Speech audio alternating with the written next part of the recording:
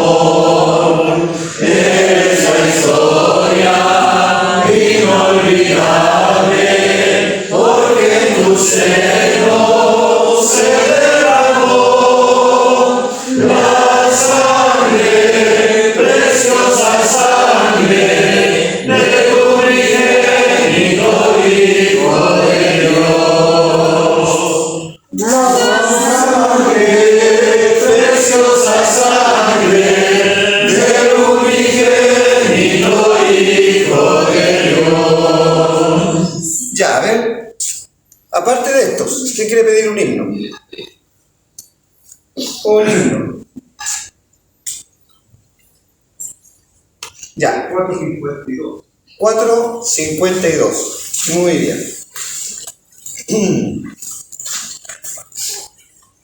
452. Como en su sangre pudo haber. Solamente 2 estrofas. ¿Ya? 2 estrofas del 4:52. Como en su sangre pudo haber tanta ventura para mí, si yo sus penas agravé y de su muerte causa fui. Ay, maravilla, cuál su amor, morir por mí con tal dolor. Ay, maravilla, cuál su amor, morir por mí con tal dolor. Hondo misterio el inmolar, hacerse hombre y sucumbir. En vano intenta sondear tanto prodigio el querubín. Mentes excelsas no fingir, y al Dios y hombre bendecir. Mentes excelsas no inquirir, y al Dios y hombre bendecir. Muy bien. Volvamos entonces. ¿La ley de Jehová o maravillosa gracia? ¿Cuál quieren? ¿La ley de Jehová o maravillosa gracia? Uno de los dos. Maravillosa gracia. Muy bien. Maravillosa gracia de Cristo rico don, quien para describirla palabras vanas son, encuentro en ella ayuda, mi carga ya quitó, pues de Cristo divina gracia me alcanzó. De Jesús el Salvador, maravillosa gracia, insondable es cual el ancho mar, mi alma su ser y puedo calmar. Don precioso, rico e inefable, libres para todo pecador, oh, ensalzar el nombre de Jesús el Salvador.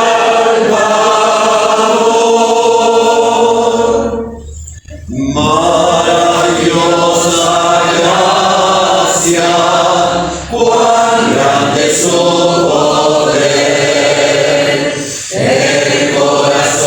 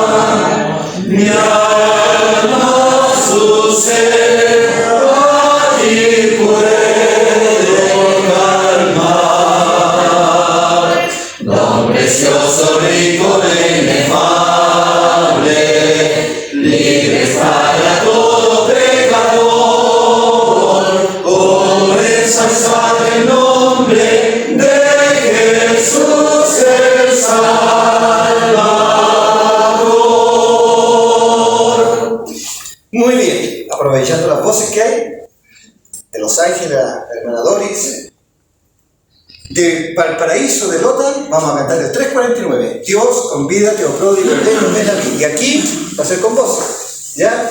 Así que don José aquí adelante, don Luis atrás, y todos los que hagan las voces, vamos a ver cómo sale este.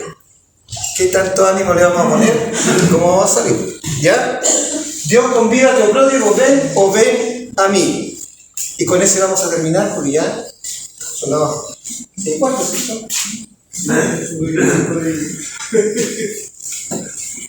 ¿O cantamos uno? Ya.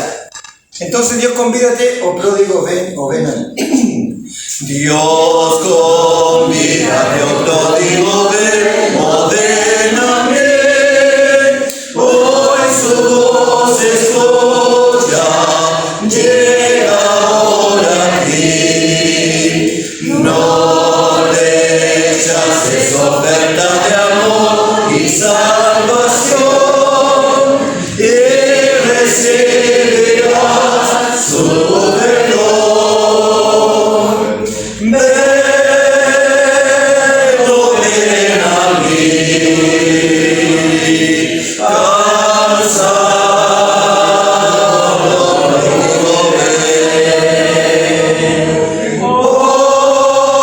hoy te brindo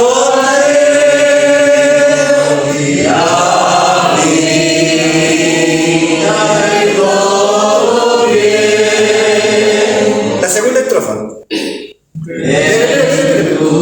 Espera un momento. No se me adelanten en la melodía. Vayamos escuchando lo que cantan los otros, para poder unir las voces. Claro, no se escucha bien.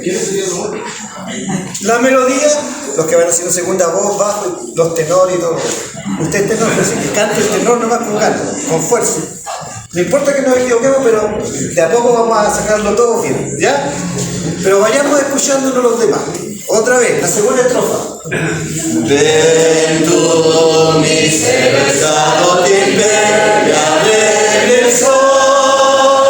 Cuántos padecidos, lejos del hogar. Hambre, sed y cansancio han sido tu porción. Oh, cuán triste es tu corazón. Ven, oh, ven a mí, cansado, pródigo, ven. Hoy te brindo la vida y todo bien. Muy bien, salió mucho mejor la segunda estrofa. Ya, ¿cuál? ¿Otro? Todos deben conocer. ¿Qué les parece ese? También es a voz. Vamos a ver. Aquí las damas se puso. Vamos a ver cómo sale, ¿ya? Con ganas. Todos deben conocer. Todos deben conocer, todos deben conocer, todos deben conocer quién es Jesús. Todos deben conocer, todos deben conocer,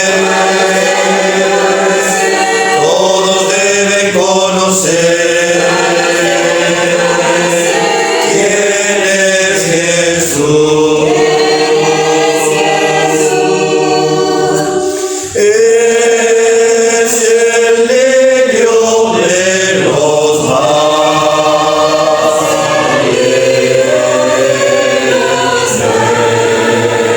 la rosa del Salón,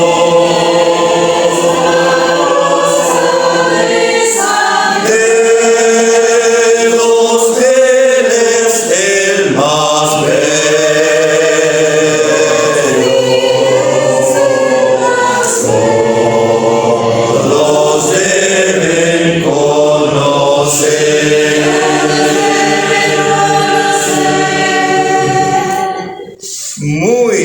Bueno, la letra era un poco diferente, pero nosotros la cantamos como Lázaro. ¿Ya? Muy bien. Vamos entonces a orar para que empecemos. Padre nuestro, gracias en esta tarde por el Señor Jesús, porque tu pueblo se puede reunir para cantar, gozarse en el Señor, de ver la mano todopoderosa de nuestro Dios en nuestras vidas, obrando para la salvación, de poder abrir tu palabra y estudiarla con libertad, con sencillez, con claridad. Rogarte que dirijas a nuestros hermanos queridos en la enseñanza de tu palabra, que sea de bendición a cada uno de los que ha llegado en esta tarde y que ha dispuesto su tiempo, sus ganas, para estar con nosotros. Pedimos tu bendición a cada uno. Rogamos por los que están sufriendo, para que les guardes, les consueles y les animes. En tus manos quedamos, nuestro Dios, agradecido. Y en el nombre del Señor Jesús. Amén. Amén.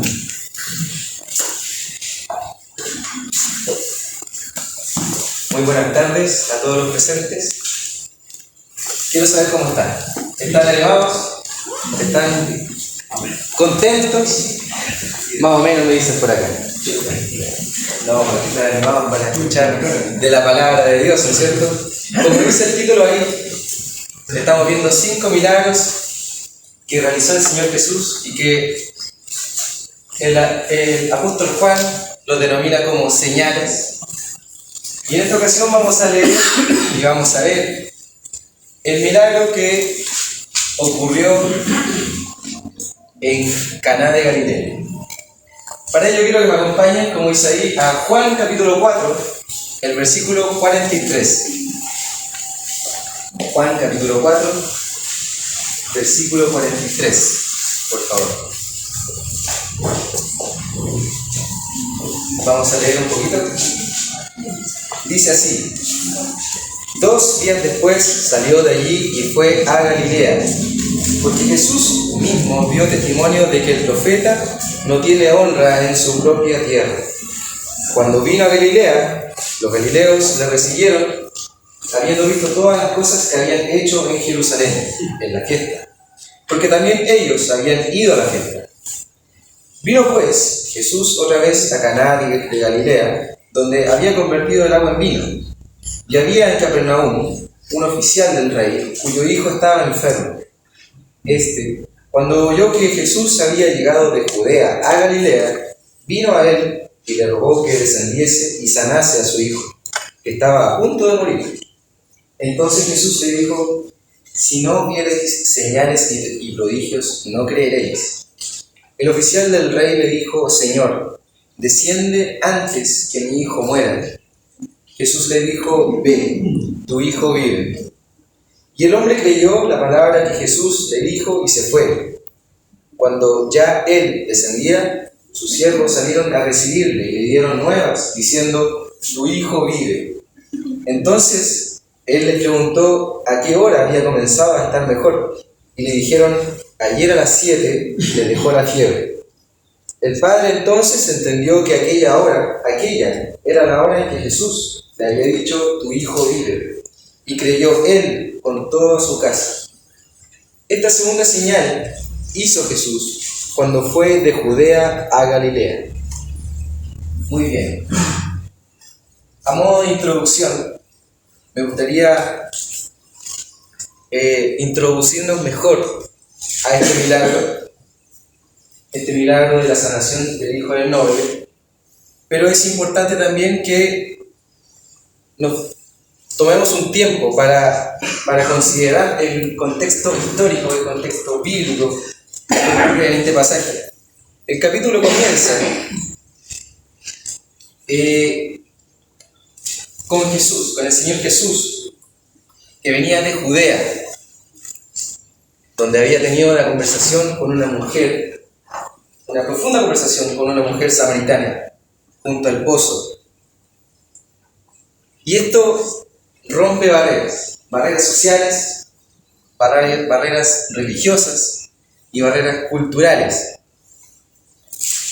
Y en ese diálogo corto pero preciso, el Señor Jesús se revela como el Mesías. Se revela como el Mesías esperado, que de una manera trajo salvación a una aldea pequeña. Y no a partir de milagros visibles, sino a partir de su santa y viva palabra. Luego de este encuentro con la mujer samaritana, regresa a Galilea, tierra de su crianza, donde creció, pero también donde los suyos no le recibieron con una fe profunda, sino que lo recibieron con una expectativa de ver señales. Y en este entorno un tanto marcado por esto, por la curiosidad, más que por una fe sincera, Jesús realiza el segundo de los 7 milagros, uno de las 7 señales que nos entrega el apóstol Juan cuidadosamente en este libro. Y ahí es en Caná de Galilea, donde nuevamente por necesidad humana, el Señor nos entrega este milagro.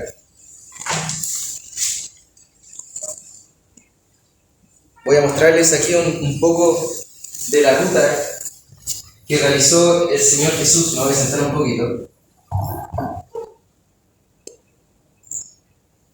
Podemos ver aquí, no sé si se alcanza a ver atrás, pero podemos ver lo que acabo de decir. El Señor Jesús comienza en Judea,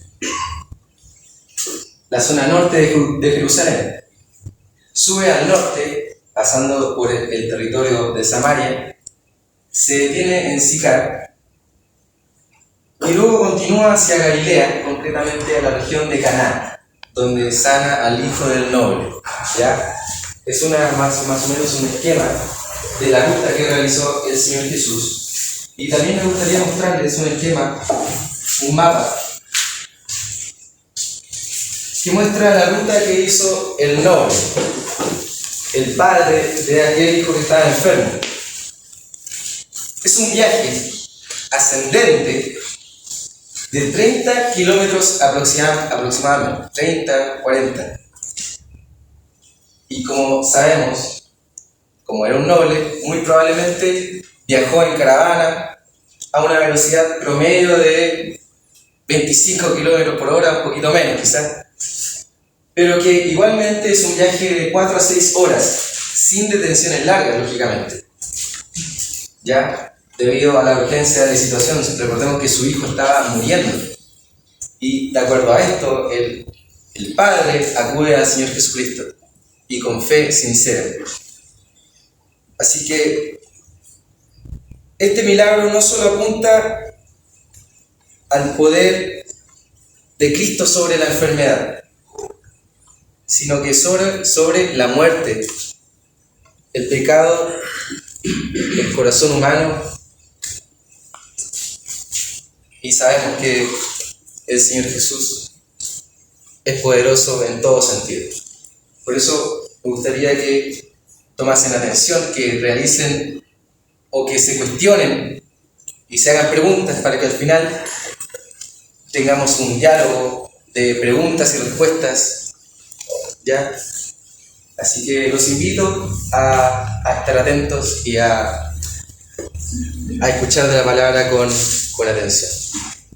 Ahora va a continuar mi hermano Oscar.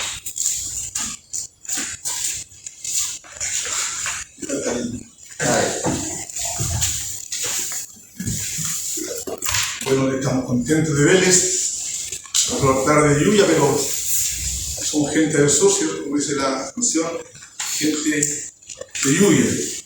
Así que vamos a comenzar esta segunda clase en relación a los milagros o señales que Juan hace mención en el Evangelio. Yo quiero que quede en la retina el propósito de esta señal, para poder entender, ¿cierto?, lo que Juan quiere presentar, porque Juan, recordemos que Juan presenta al Señor cual el Hijo de Dios. Mateo lo presenta como rey, Lucas lo presenta como el Hijo del Hombre, que es un nombre mesiánico, su nombre mesiánico, ¿cierto? Y Marcos lo presenta como el siervo, Juan lo presenta como el Hijo de Dios.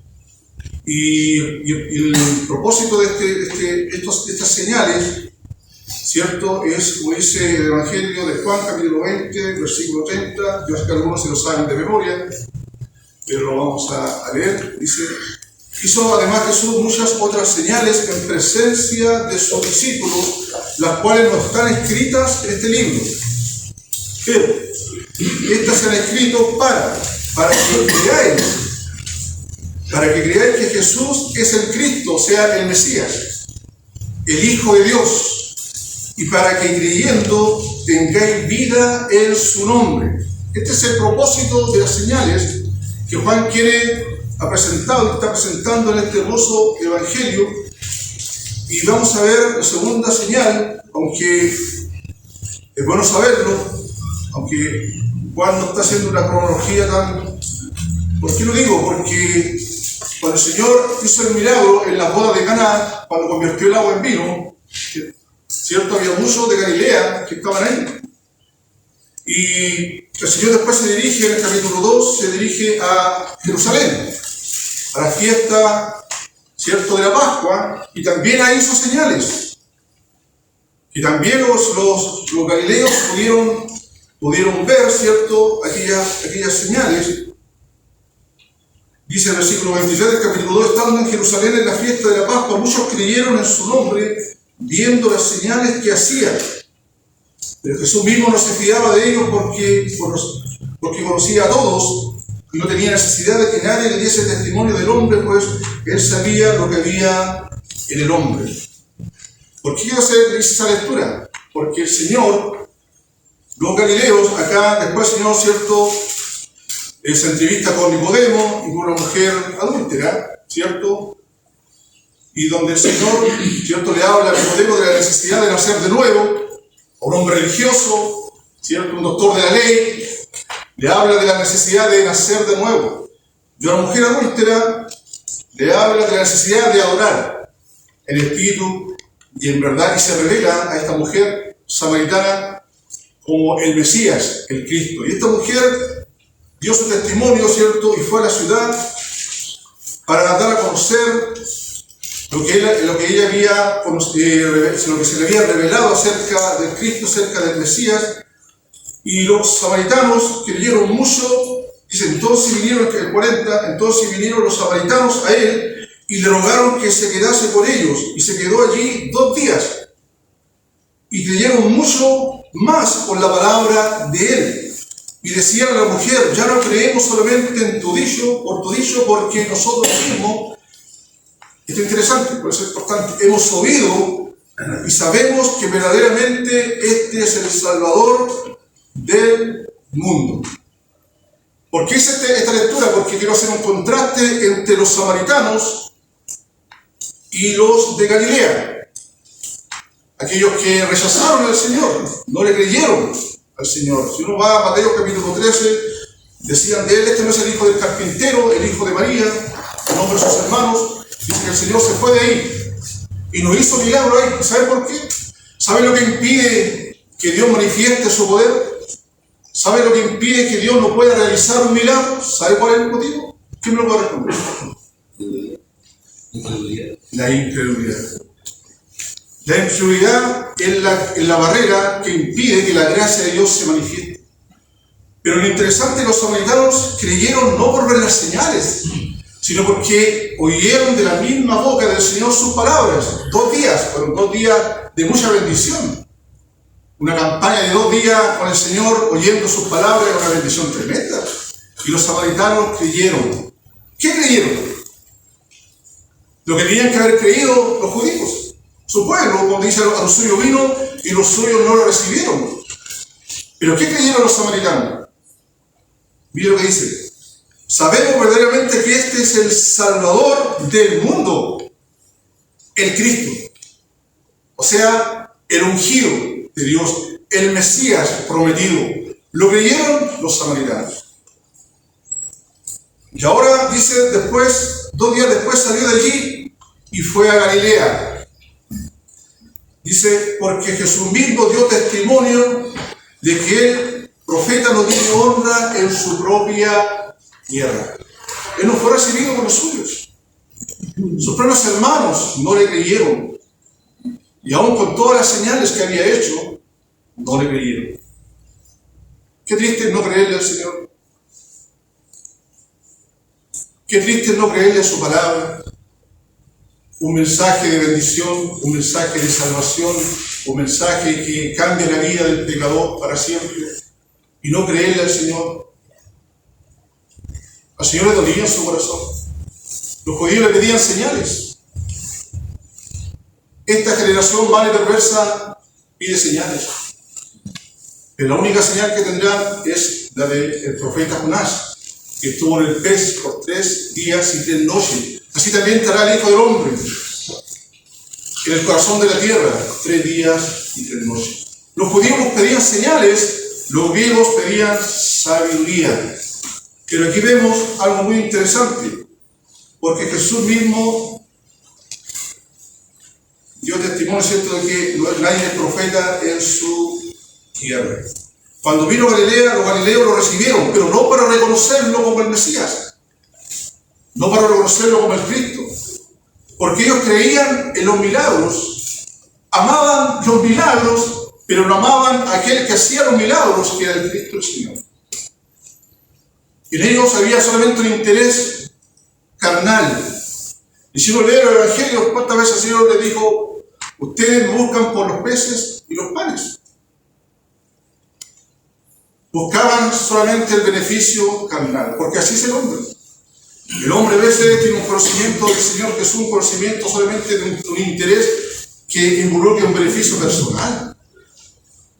Nos buscan más allá, que es lo eternal, que es lo que Cristo da, que es la vida eterna. ¿Cuál es el conocimiento que tú tienes de Cristo? Porque aquí vamos a ver una fe en ascenso, una fe que empieza débil y que después el Señor la fortalece mostrando su poder.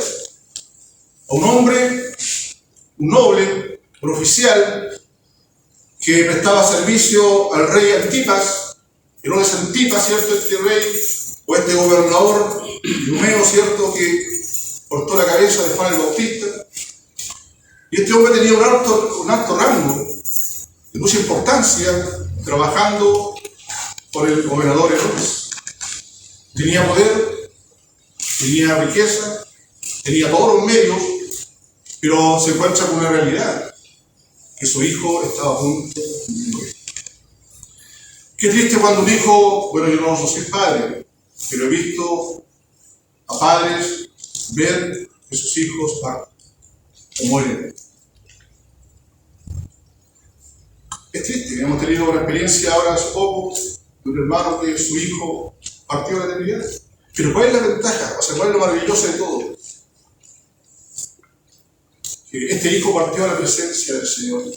Pero aquellos que no tienen a Cristo, cuando ven, parten del infierno.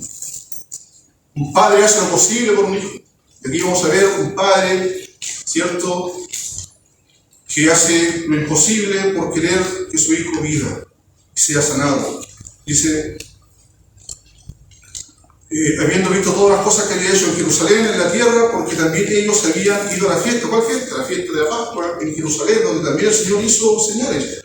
O sea, habían visto el milagro de la boda de Caná, el agua convertida en vino, habían visto las señales que hizo también en Jerusalén, ¿cierto?, en la fiesta.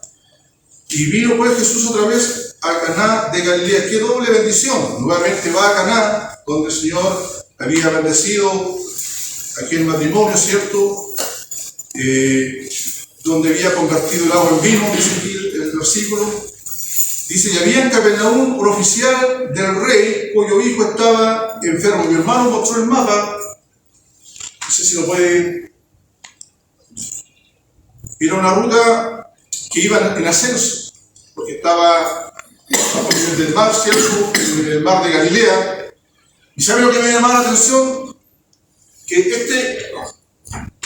de Capernaum, por aquí, no, debería estar otro, pero de Capernaum a Caná era en un ascenso. Había colinas en el mar de Galilea, Y me hacía pensar, cuando habla de colina o de monte o de ascenso, me hace pensar, cuando uno busca al Señor, siempre busca mirando hacia el cielo donde está Él.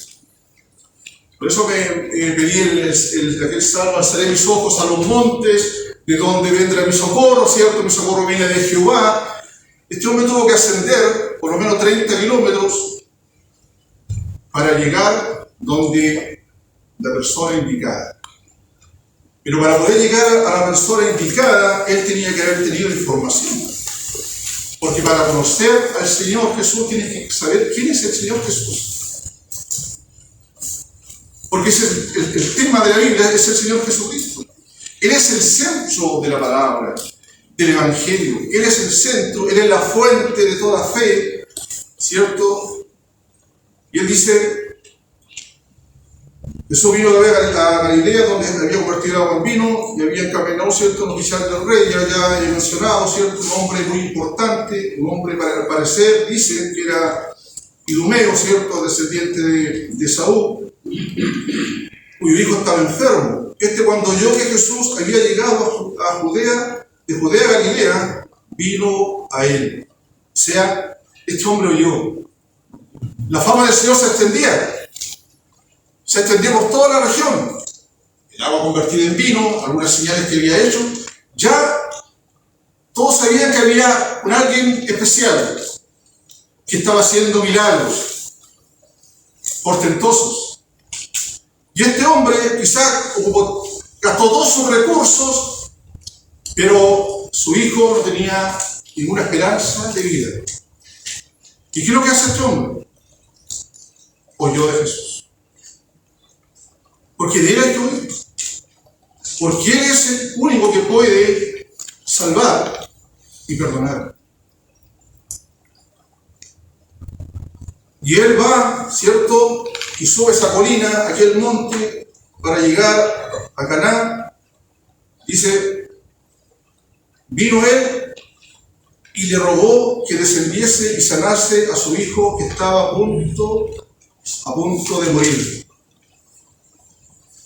O sea, este hombre va a la persona indicada, en el lugar indicado, y con una actitud correcta de rogarle y de pedirle al Señor. Pero la forma no fue tan prudente. ¿Por qué? Porque él decide en qué manera el Señor podía sanar a su hijo. Él está tomando la decisión en qué forma y en qué manera el Señor, porque él quería que el Señor Jesús fuera donde su hijo y en presencia de él hiciera el milagro. Pero el Señor no obra así. A veces nosotros, cuando pedimos algo a Dios, queremos que las cosas que le pidamos las hagamos conforme a lo que nosotros queremos. Pero Dios obra de una manera distinta. No podemos provocar a Dios a algo que nosotros queramos. Voy a dar un ejemplo bien práctico. Cuando alguien va a buscar trabajo, creyente que va a buscar trabajo, y ora, dice: oh Señor, Padre, yo te quiero que el gerente le caiga bien, por ejemplo. Ojalá sea conocido. Ojalá que no se vea mi currículum. Empieza como a indicarle a Dios cómo tiene que hacer las cosas. Y no es así. Y este hombre, este noble, hombre importante, le pide al Señor cómo tenía que hacer el milagro. Yo hago una pregunta aquí. Este hombre era una autoridad. Era un hombre importante que servía al gobernador.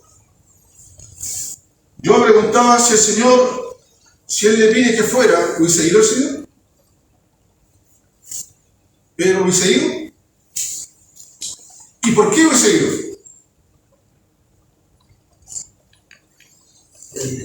Era una autoridad. Le servía al rey. ¿Sabe que el Señor siempre se sometió a las autoridades? Siempre. Pagó impuestos, se sometía a la ley, a las autoridades. Yo no lo hubiese hecho. Pero Él le va a mostrar a él algo más grande de lo que Él estaba pidiendo. Todos buscan señales. Y el hombre por sí, por naturaleza, siempre quiere ver para creer, ¿sí o no? Yo quiero ver para creer. ¿Quién dijo eso en la Biblia? Tomás, un discípulo del Señor que vio sus milagros, oyó sus enseñanzas y no estaba cuando Cristo resucitó y le dijeron que el Señor había estado con ellos. Y él más encima coloca condiciones para ver si realmente había resucitado. Y el Señor tuvo que ir. Y mire lo que le dice el Señor, bueno, con el tiempo, le dice a Tomás, todos conocen, dice: bienaventurados los que no vieron y creyeron. Dios se agrada de aquellos que, aunque no lo han visto, pero le creen.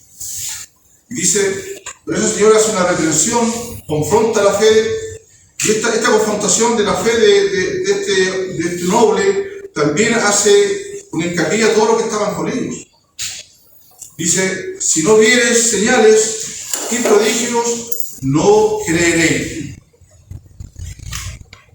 Si no vieres prodigios, o sea, señales y prodigios, no creeréis. O sea, en otras palabras está diciendo, ustedes quieren ver para creer.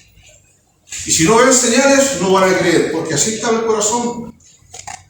Así estaba el corazón incrédulo del pueblo de Dios, el pueblo de Israel. Y aún en estos tiempos, la gente demanda señales. Pide señales, prodigios, para poder creer. Pero mira lo interesante, dice, el oficial del rey le dijo, Señor, desciende antes que mi hijo muera. Él seguía persistiendo. Quizá esa reprensión lo pudo haber desanimado. El hombre estaba angustiado. Estaba muy angustiado, su hijo estaba muriendo. Quizá esta reprensión o esta confrontación de su fe, que en el fondo él creía, porque él lo creía, pero pudo haberse desanimado. Pero dices, como quien la escucha y lo acepta, pero él dice, Señor, desciende. Aquí se ve una fe constante. Una fe siempre tiene que ser constante. Una fe tiene que ser perseverante. Tiene que ser constante en el Señor. Dice, desciende antes que mi hijo muera. Jesús le dijo, ve, tu hijo vive. Mire, esta sola palabra, yo mientras meditaba, aquí podemos ver una expresión o una, ¿cómo se llama? Aquí sale el poder del Señor. Aquí sale el poder de la palabra del Señor, el verbo. Pablo presenta como el verbo de Dios, la palabra que ejecuta, la palabra que crea, la palabra que revela el pensamiento y la voluntad de Dios, la palabra que sostiene el universo, la palabra que traspasa todos los límites de lo incomprensible, la palabra de Dios. El verbo aquí se manifiesta en poder. Como le decía mi hermano, aquí el joven, el hijo, estaba confrontándose con la muerte. La muerte ya lo estaba llevándoselo, pero aquí el Señor, con el poder de su palabra, primero le dice, ve, o sea, le da un mandamiento a este hombre, a este noble. Ve, tu hijo vive. Ve, tu hijo vive. ¿Qué expresión más gloriosa? Cómo el poder del Señor se manifiesta en gran manera. ¿Saben? Este relato muchas veces lo relacionan con el siervo del centurión. Pero ¿cuál es la diferencia del milagro a distancia? Porque este es un milagro a distancia, que traspasa los límites, que traspasa las barreras, que traspasa los tiempos. El siervo del centurión, cuando le dijo al Señor, él le dijo, di la palabra, solamente di la palabra y mi siervo sanará. Pero aquí el Señor es que dice, ve, tu hijo vive. ¿Qué tenía que hacer el noble? ¿Qué es lo que quería él? Que el Señor fuera con él. Quería que el Señor quisiera el milagro delante de sus ojos. Eso es lo que él quería. Eso es lo que él quería. Porque él había propuesto en su corazón tomar todos los recursos y no llegar con las manos vacías hasta donde estaba su hijo. Pero el giro maravilloso de la palabra del Señor, la palabra poderosa de Cristo. Por eso el Señor dice: ve, tu hijo vive, tu hijo no morirá, tu hijo será. En ese instante el Señor hizo la sanidad. En ese instante el Señor obró a distancia. A distancia. ¿Cuánto? 80 kilómetros. Para él no hay barreras. No hay barreras que puedan impedir que él pueda hacer un milagro. La única barrera, el único impedimento que frena la gracia y el poder de Dios es la incredulidad. Y este hombre, esto es lo maravilloso, dice: y el hombre creyó la palabra que Jesús le dijo y se fue. Creyó su palabra, creyó y fue obediente, porque el Señor le manda que se fuera, porque su hijo había sido sanado, y él creyó a la palabra del Señor y se fue. Creyó. ¿Cuánto cuesta creer? ¿Has creído tú en la palabra del Señor? Porque en la palabra del Señor, en la palabra que da vida. Aquí vimos el Señor en el Evangelio. Juan hace mención por lo menos como 99 veces la palabra creer. Creer. Sí. O por ejemplo, Juan 5:24, ¿qué dice el Señor? El que oye mi palabra, de cierto digo, el que oye mi palabra y crea al que me envió, tiene vida eterna y no irá a condenación, mas ha pasado de muerte a vida. O cuando dice que en Juan 10, dice: yo soy la resurrección y la vida. El que cree en mí, aunque esté muerto, vivirá. Y todo aquel que vive y cree, no morirá eternamente. Porque de tal manera amó Dios al mundo que ha dado a su Hijo unigénito, para que todo aquel que en él cree no se pierda, mas tenga vida eterna. Juan 3:18 dice: el que en él cree no es condenado, pero el que no cree ya ha sido condenado porque no ha creído en el nombre del unigénito Hijo de Dios. Y esa es la importancia. Este hombre creyó a la palabra del Señor, vio que de su boca salía poder, autoridad. Vio que en su palabra había credibilidad, había fidelidad en su palabra, era digno de confianza, porque Él es la palabra fiel. Cristo es la palabra fiel y verdadera, y Él le creyó. Y sabe, este es el milagro más glorioso que el hombre puede experimentar. El milagro más glorioso que todo hombre o mujer puede experimentar. ¿Cuál es este milagro? El milagro de la fe.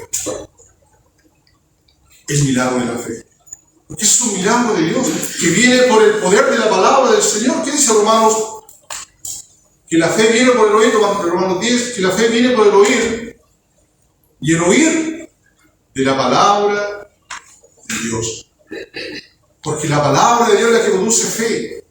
Es la palabra de Dios que transforma la vida del pecador. Es la palabra de Dios que alumbra el entendimiento oscurecido del hombre. Este hombre creyó a su palabra, creyó y obedeció a su palabra. Miren, la fe siempre está en acción. Siempre. Este hombre creyó y fue. Quizás puede haberle dicho: creo, pero igual acompáñame, por si acaso. Sería no es fe. Eso es dudar de su palabra. Si el Señor le dijo: ve, tu hijo vive, ¿qué es lo que hizo él? Creyó y fue. O sea, creyó y obedeció. No puso objeción. Quizás no pudo haber dicho: pero si llego allá y no es sanado, porque ya eso no sería fe. No sería fe. Porque estaría dudando de su palabra. Y yo me pregunto, ¿cómo sería él?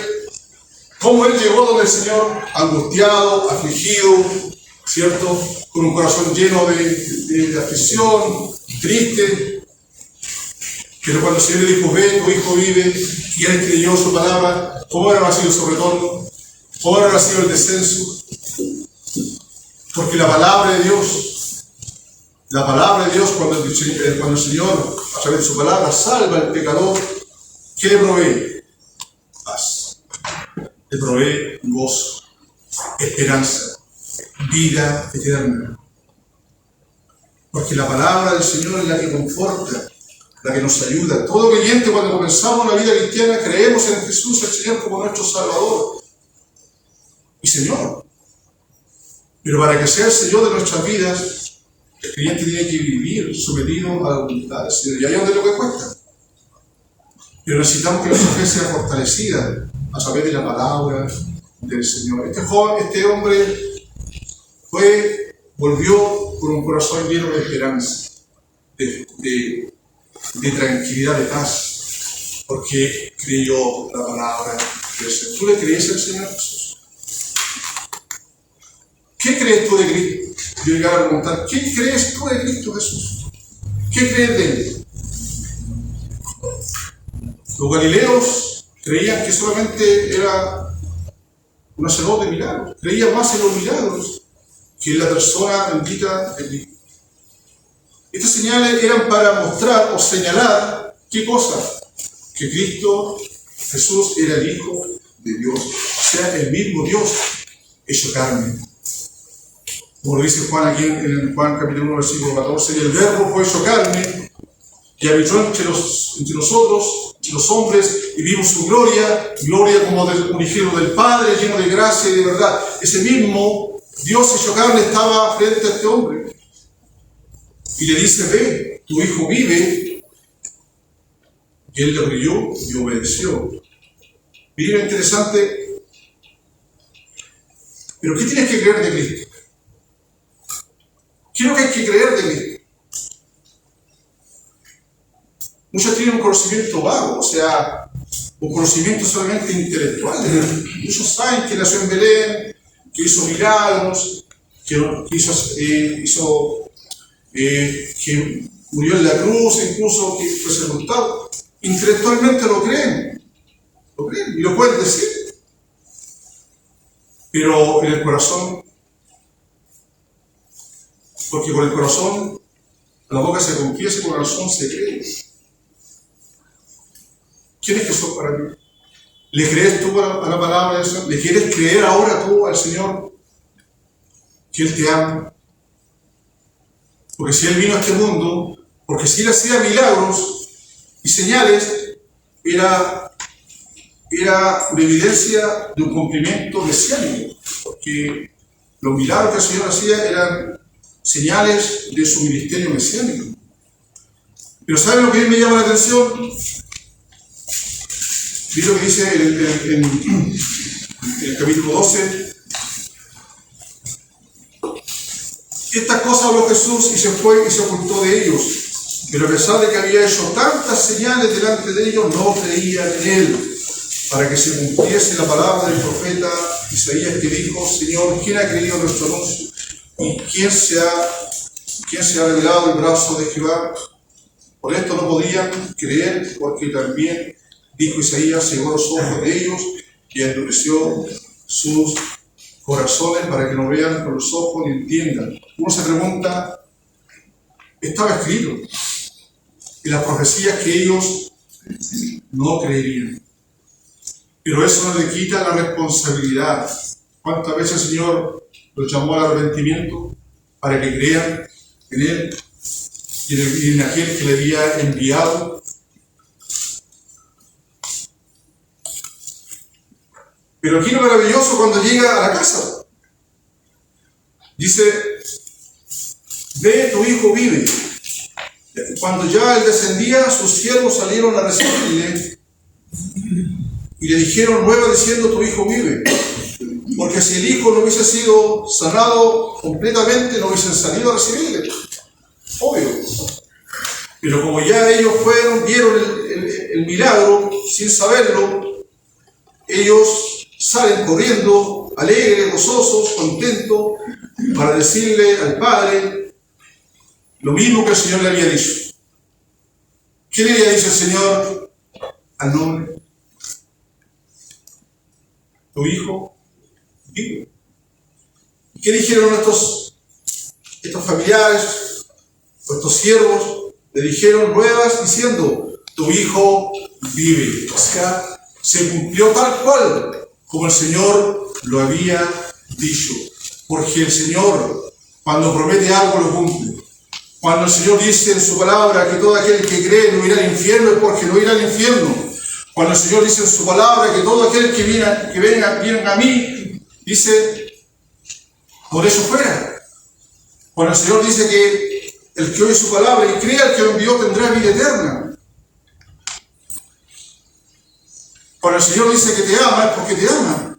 Y cuando el Señor dice que Él, como dice Juan capítulo 3, versículo 14, 15, cuando el Señor dice en su palabra que así como Moisés levantó la serpiente del desierto, así es necesario que el Hijo del Hombre sea levantado para que ¿qué? Para que todo aquel que en Él cree no se pierda, mas tenga vida eterna. Y si el Señor lo dice es porque así es.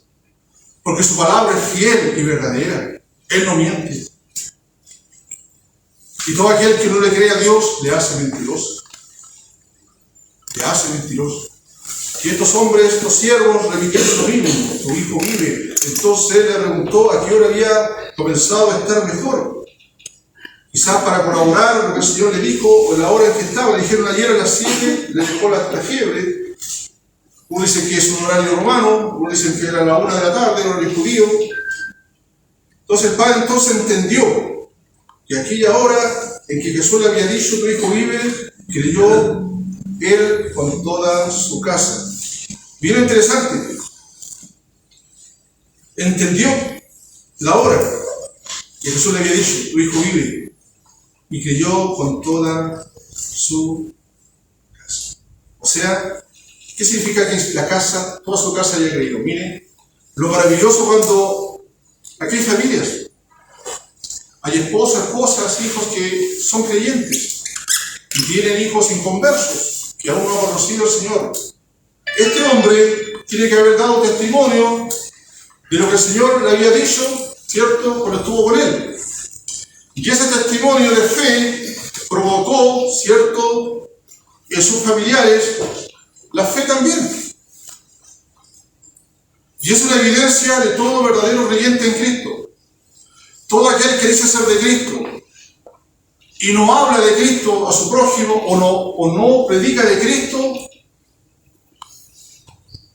es para poder pensar.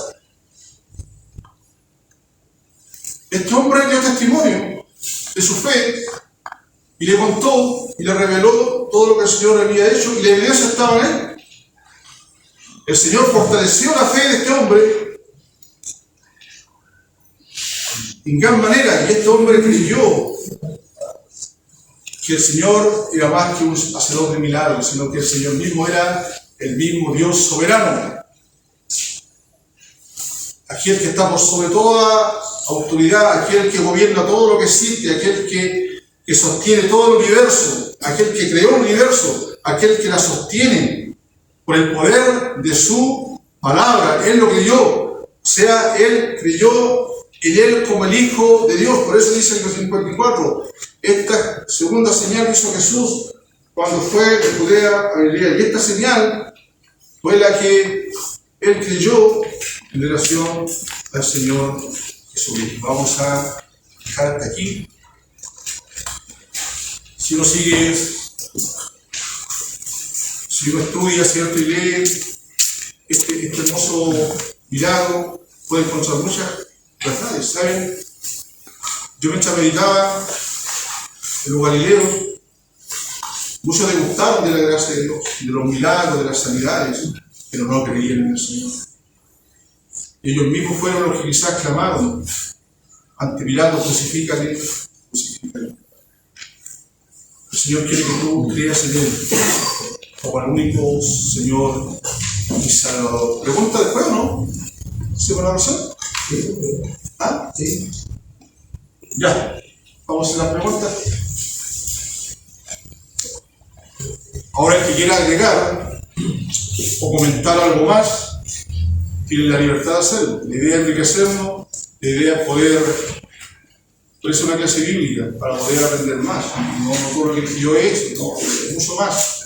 Sí, hay cosas más interesantes, incluso más profundas, pero la pregunta dice: ¿dónde queda Canaán? Las preguntas pueden ser sencillas, pero la idea es... ¿A dónde, hermano? Galilea. En Galilea. En Galilea. Muy bien. ¿Quién más quiere hacer una pregunta y quiere responderla? No, a mí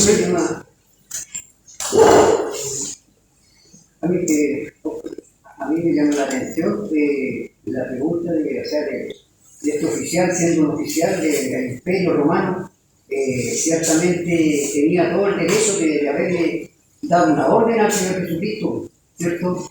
Y volver con él, pero no lo hizo, le rogó, dice, sino que había hombre acostumbrado a dar puras órdenes, ¿no? Entonces llama la atención ese aspecto. Ahora me llama la atención, dice que él vino, y también que el Señor Jesucristo, ¿por qué volvió otra vez a Caná de Galilea? Volver a hacer eso, así como hizo los kilómetros, tantos kilómetros que recorrió, ¿cierto?, de Judea, en Jerusalén, y después volver acá otra vuelta. No siguió su camino, sino que volvió acá otra vuelta, donde eso, Caná de Galilea, era Botella y partió la continua. Eso me llama la atención. ¿Por qué volvió? ¿Quién puede responder?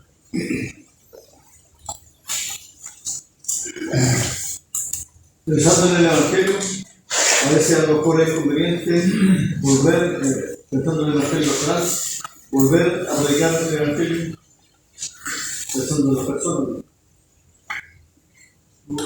Galilea fue privilegiada porque el Señor recorrió cada calle y aldea predicando el Evangelio, y hay que tener en consideración que el Señor, cuando ordena a los discípulos que vayan a anunciar el Evangelio, no les menciona que vayan a Galilea, porque Galilea ya tuvo su oportunidad y no la aprovecharon. No oyeron al que realmente traía el mensaje de Dios directamente.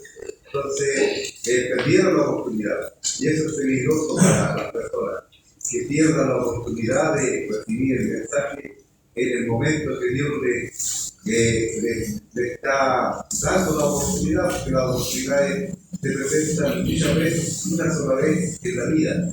Sí, esa es una de las razones que el Señor volvió allí, porque Él recorrió, como digo, toda la idea, predicando el Evangelio. Creo que otra de las razones está en el capítulo 4 del Juan, que dice que era necesario pasar por Samaria. Nosotros sabemos como hijos de Dios, ¿cierto?, que la salvación para el Dios fue necesaria. Entonces, cuando vemos en el versículo 41, ahí no está el propósito de Samaria, primeramente, ¿cierto?, para completar el contexto, dice que creyeron mucho más por la palabra de él, que empezó la mujer samaritana.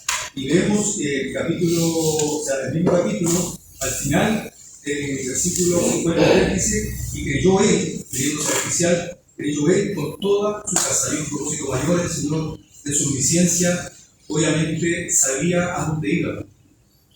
Era necesario pasar. Él tenía trazado todo. Otra pregunta.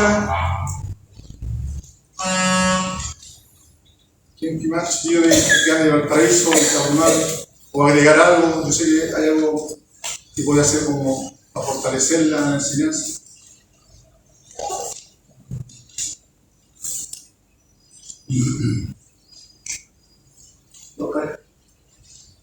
O aparte de los que hay algo que pueda. Bueno, o sea, es interesante que Caná de Galilea fue el lugar donde se dio el primer milagro, o sea, la conversión del agua en vino. Y me quedaba pensando con lo que dijo Luis, que claro, era un lugar donde en Galilea se había predicado mucho y habían visto milagros de parte del Señor, y en algún momento pierden su oportunidad y le dice a los discípulos que no vayan ahí. Eso me dejó como pensando. Pregunta: ¿los milagros salvan? Los milagros salvan, ¿no?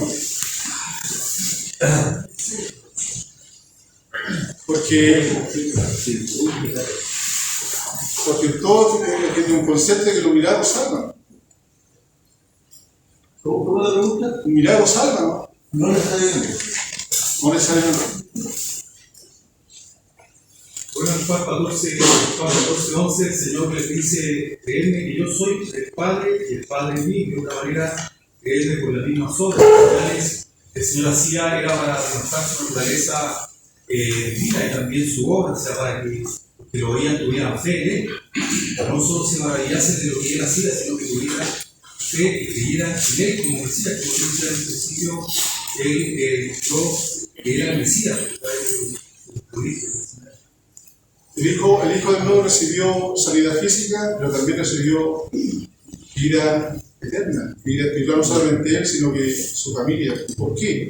Por haber creído al mensaje del Padre en relación a Cristo, cual el Hijo de Dios. Y eso es lo que da vida, creer en Cristo Jesús como el Salvador, como el Hijo de Dios, como aquel que murió, fue sepultado y resucitó. Creer el Evangelio provoca de cosas tener vida espiritual, vida eterna, lo que ellos recibieron por causa de un testimonio. Por eso un testimonio, al predicar el Evangelio, uno tiene que resaltar a Cristo, porque es el tema del Evangelio, para que la persona pueda creer y tener vida en la persona bendita del Señor. Y hay gozo en el cielo por un pecador que se arrepiente. ¿Quién más quiere hacer? Ricardo, y hay una pregunta que surge de por qué el Señor le responde así a este hombre, este oficial, cuando el varón del Señor le pide que vaya a su casa. Y el Señor dice: si no viereis señales y prodigios, no creeréis. ¿Por qué el Señor responde así? No solo al oficial, sino yo pensar en toda la gente que estaba alrededor oyendo lo que este hombre leía, y que como explicó Oscar, más que seguro que me pasó.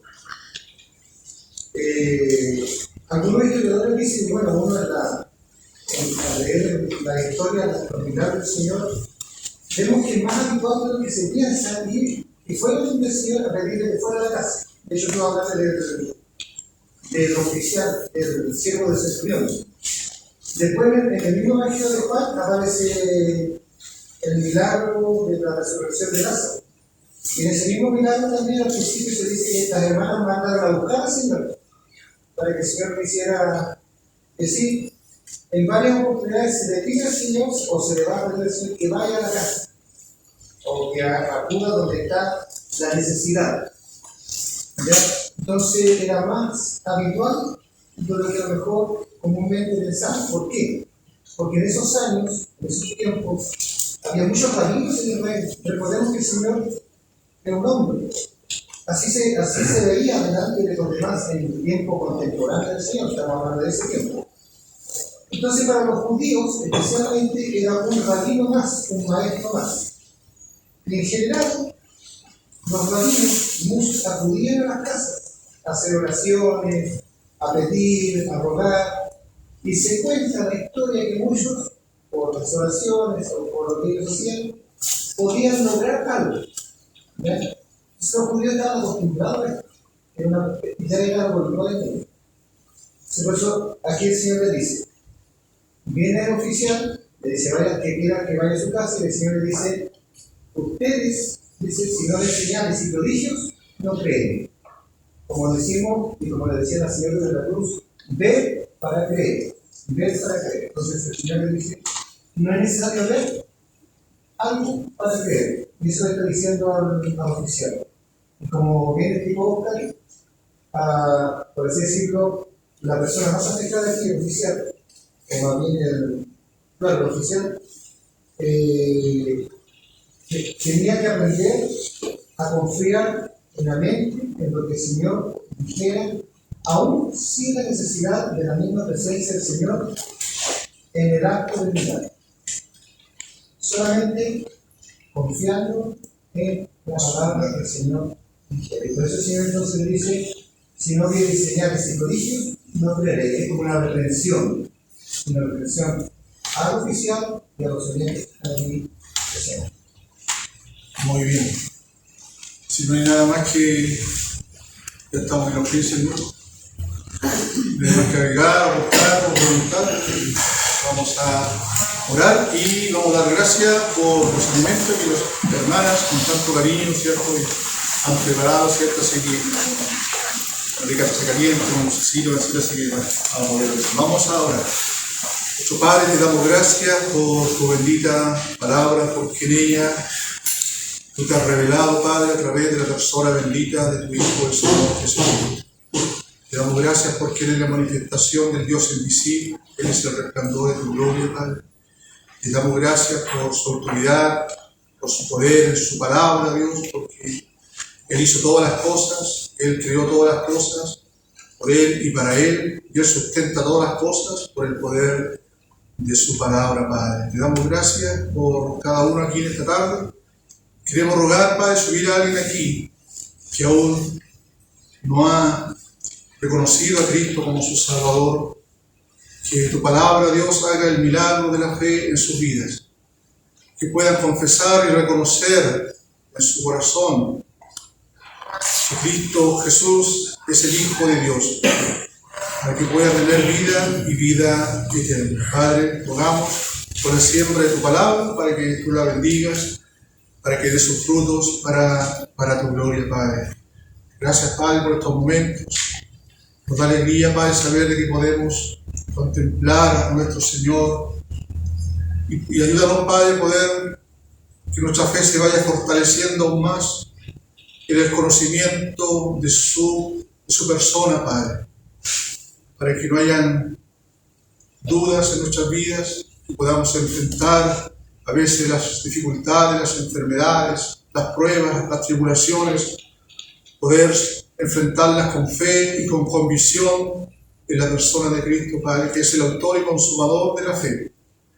Queremos rogar también, Padre, por nuestro hermano Luis Rodríguez, por nuestra hermana, por su esposa, Padre, por Paulina, por la esposa de nuestro hermano Chito que ha partido, por sus hijos, Padre, por Paulina, ya también en Australia. Te rogamos, oh Dios, para que tú derrames tu gracia y tu misericordia en sus corazones, Padre. Sabemos que están muy tristes, Padre. Porque sabemos que cuando un creyente parte es para partir a la presencia del Señor.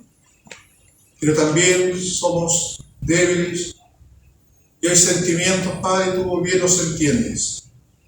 Queremos rogar por aquella familia, nuestros hermanos, para que tú los llenes de consolación y de paz, y para que tú seas con nuestro hermano Luis, para que él pueda recuperarse, Padre, y tú puedas hacer el milagro, Padre. Sabemos que basta solo tu palabra, Padre, para que él sea sanado. Tantos hermanos y hermanas que están afligidos en enfermedades, en dolencias, rogamos a Dios para que tu gracia se manifieste. Queremos darte gracias por los alimentos que nos has provisto también, Padre, y queremos gozar de todo esto en el nombre santo y bendito de nuestro Salvador, el Señor Jesucristo. Amén. Amén.